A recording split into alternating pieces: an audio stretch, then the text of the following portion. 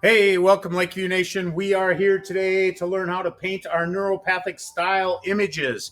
So we are going to work on creating something that looks round and looks as though it is three-dimensional. So here is a close-up of what I was talking about. This is a close-up right here of a neuropathic line or a neuropathic style image. This was just a simple one that we made. This is the size that they are, but this is a blown up one. And this is what we're going to do. We're going to add a couple layers of color, and we're going to create a certain type of, so it looks like it's a ruby, or this would be an emerald. This could be a sapphire. So we're going to create a certain roundness to them. All right, so we're back. And just so you can see, these are my color choices. I can use red. When I use red, I can use green with red. When I use blue, there's multiple choices of blue, but I can use blue. It's just up to me which blue I want to use. I have multiple choices of orange as well. I think I've got this one here. I've got two yellows, so I can use my yellow. And then I've got two purples, so I can use two purples. But I'm always going to use white to make a tint. And I'm not going to use black to make a shade, but I'm going to use the color that I have listed here, which is the complement. They're colors opposite the color wheel. So if I choose to use green, then I'm going to use red. So for example, I'm going to go like this, and I'm going to put my green down on the outside. I'm going to work my way to the inside, and I'm going to leave a certain portion of it white. I make sure that fills in nice, so I got a good layer of green. Then I'm going to take my white, and I'm going to add my white directly to, it's going to go directly into the center. And then I'm going to build it out as it works its way a little bit out. Then I'm going to take my finger, and I'm going to start on that part where I added the white, and I'm going to go out, and I'm going to scumble it, which means I'm going to spin my hand back and forth. I'm going to go in a circular motion. I'm left-handed, so I go counterclockwise. You might want to go right. You might want to go clockwise. All right.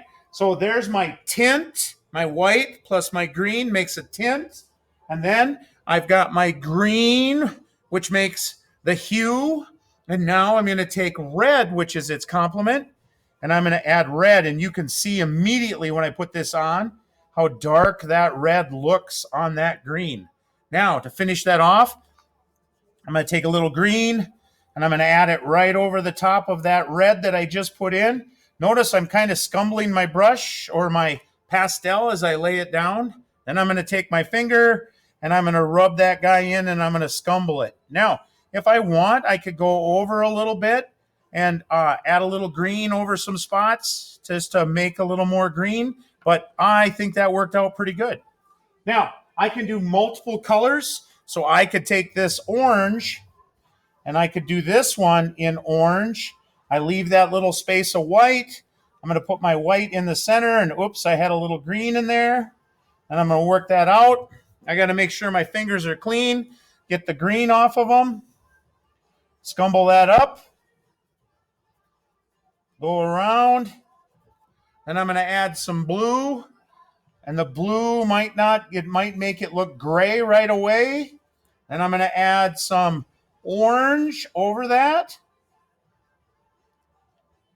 And then I'm going to scumble it with my hand again and make that a dark orange. And we get something that looks three-dimensional and it looks round. I'm going to add a little orange in. And there we go. Now we should have something that looks like it's curved and is a curved surface and comes around. And that's how we're going to finish these individually. We're going to go, you'll do that same thing. So you'll go inside here, add your white, scumble it out, blend it together, then add your blue on the outside, then a little orange over the top. And then I should have, I'm going to scumble that in. Now, I can also use a Q-tip, and I have those available, and I can scumble it with my Q-tip.